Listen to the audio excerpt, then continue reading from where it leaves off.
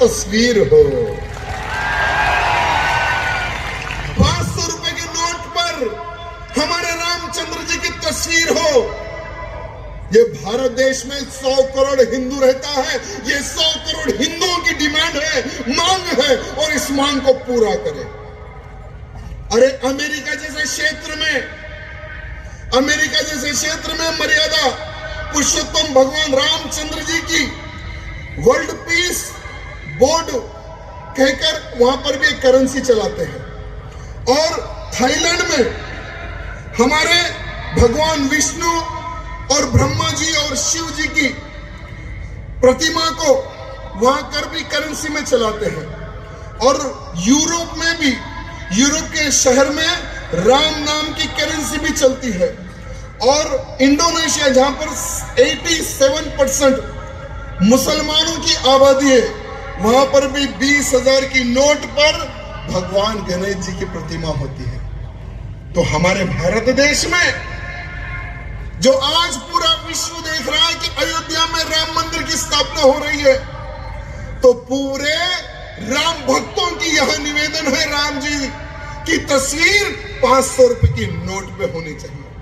मेरे भाइयों, आज कितना खुशी हो रही है आपको बताइए सचमुच में कि रामलला वहां पर विराजमान हो रहे हैं।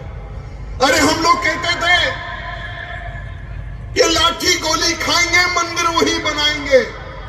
कुछ लोग कहते थे मंदिर तो बनाओगे लेकिन तारीख नहीं बताओगे। तो आज वो लोग ये देख रहे हैं कि तारीख भी तय हो गई और मंदिर भी बन गया। 22 जनवरी के दिन अयोध्या में भव्य राम मंदिर की स्थापना हो रही है। कोर्ट के आदेश पर यही कोर्ट के आदेश पर मथुरा में भी कृष्ण जी का मंदिर बनेगा, कोई रोक नहीं सकेगा। यही कोर्ट के आदेश पर ज्ञानवापी की जो इलीगल रूप से जो बना हुआ है, कोर्ट का आदेश आएगा और वो हटेगा और वहां पे भी भव्य मंदिर बनेगा। मेरे भाइयों, कोई रोक नहीं सकेगा। अरे बाबर ने, औरंगजेब ने कईयों मंदिरें तोड़ी है, कईयों मंदिरें तोड़कर वहां पर पता नहीं क्या क्या उन्होंने बनवा दिया है, लेकिन सभी के सभी बनेंगे। लेकिन मैं हमारे महाराष्ट्र के मुख्यमंत्री से निवेदन करना चाहूंगा कि हमारे महाराष्ट्र में वक्फ बोर्ड की बहुत सारी जमीनें, जो कईयों खेतों की जमीनें, कईयों किसानों की जमीनें इलीगल रूप से कब्जा हो गई है वक्फ बोर्ड के नाम पर।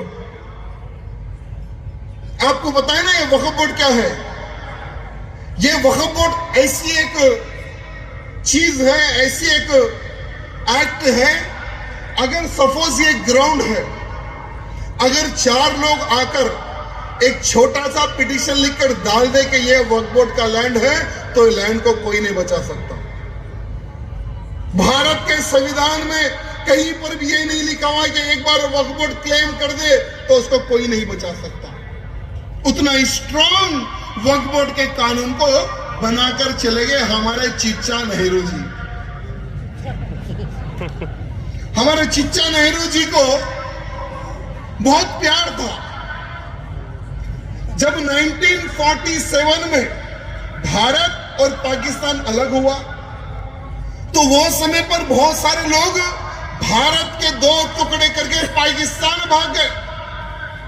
तो हमारे चिच्चा नेहरू जी ने ये सोचा कि ये जो पाकिस्तान भाग गए, इनकी जमीन को हम कैसे बचाया जाए।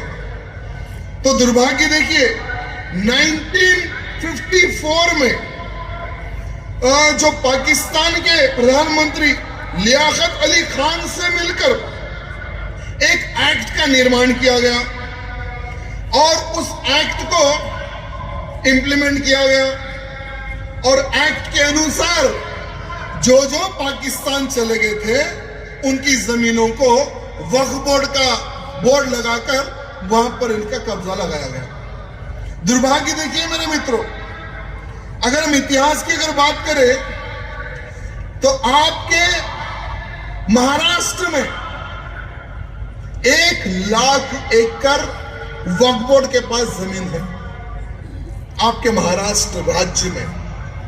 2009 में इनके पास सिर्फ 4 लाख एकड़ जमीन थी और 2009 से लेकर अभी तक इनके पास लगभग 10 लाख एकड़ जमीन हो गई, यानी 6 लाख एकड़ जमीन उन्होंने बढ़ा ली है। महाराष्ट्र में अगर मैं आपको बताना चाहूंगा तो सिर्फ पुणे में 9,300 एकड़ जमीन इनके पास है, नागपुर में 9,200 एकड़ इनके पास जमीन है, नासिक में 8,400 एकड़ जमीन इनके पास है, कोंडाना में 6,000 एकड़ जमीन है और अमरावती में 2,800 एकड़ जमीन है। अगर मैं ऐसा इतिहास बताते जाऊं तो हर जगह पर इनके पास वक्फ बोर्ड के नाम पर जमीन कब्जा है। तो हमारे शिंदे जी से निवेदन करता हूं, शिंदे साहब, 1 लाख एकड़ जमीन पर आपका कब्जा होना चाहिए और वो 1 लाख जमीन पर या बड़े बड़े हॉस्पिटल बने या बड़े बड़े कॉलेज